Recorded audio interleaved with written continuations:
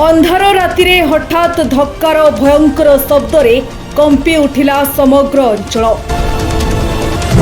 प्रयास कॉलेज बस सह हाईवार मुहांमुही धक्का चकित करदेला। हाईवार इंजिन बड़ी अलगा हो गला। दुर्घटनार भयंकर चित्र। अंधार रातिरे शांत थिबा जातीय राजपथ हठात भयंकर धक्कार शब्दरे कंपी उठिला। केही किछि बुझिबा पूर्वरु घटिगला एक भयावह दुर्घटना। मुहूर्तक मध्यरे चित्कार और आतंकरे भरीगला समस्त परिवेश। जीवन बंचाइबा पई हाहाकार चलिथिला। घटनास्थल रे जेउठारे देखिले सेठारे थिला भांगिथिबा गाड़ीर टुकुड़ा।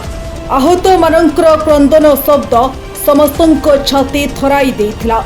पाणिकोइली थाना अधीनस्थ 20 नंबर जातीय राजपथर अढ़ई बाटिया डाइवर्स निकटरे गत राति प्राय 11:30 समय प्रयास घरोई कॉलेजर छात्र छात्री को बोकेई नेउथिबा बस सह एक हाईवार मुहांमुही धक्का हेबारु 20 रु अधिक छात्र छात्री गुरुतर आहत होइथिले। मत हठात पार्टी सुबिला हे हे हे 4-5 जन चिल्लिले। आखि खोली कि नहीं माने मते खाली एति देखाई छी कि लेफ्ट साइड रो गोटे बड़ ट्रकटा पूरा एमती डाइवर्जन में पुरला।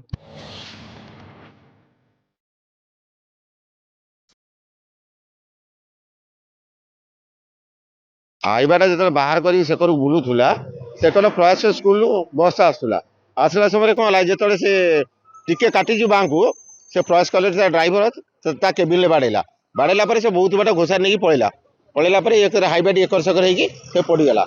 आम जा बस में देखला ड्राइवर पूरा सीवियर होती जन टीचर अच्छा से भी सीवियर होती।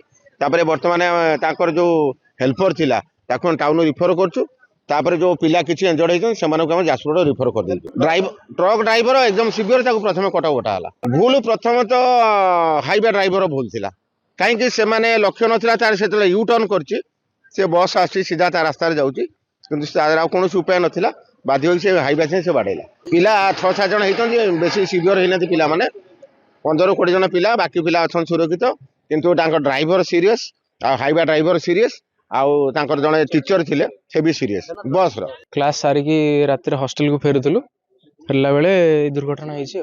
गाड़ी आसला हमर पानी कोइलु हम हॉस्टल होछि दला इस्कन मंदिर।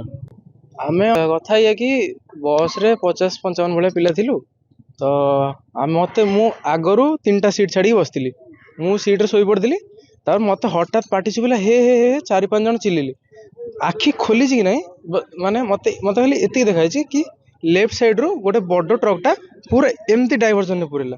एमती पुरला परे हम जो ड्राइवर थिले माने से एते भल से हमको आनी बस टा साइड गले माने कार किछि बस खाली फाटाफाटी टिके मुंड फुंड जा होइछि नले समस्त ठीक ठाक अछन। हमरो पाखापाखि 10-12 जन वाले पिला कोन मुंड फुंड फाटछि टिके आउ सारंकर ई बाँ साइड छाती पाखटा टिके माड़ होइछि आउ बस ई आखि तलटा टिके फाटछि।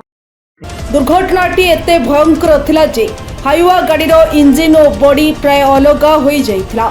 घटना परे स्थानीय लोके तुरंत उद्धार कार्य आरंभ करथिले।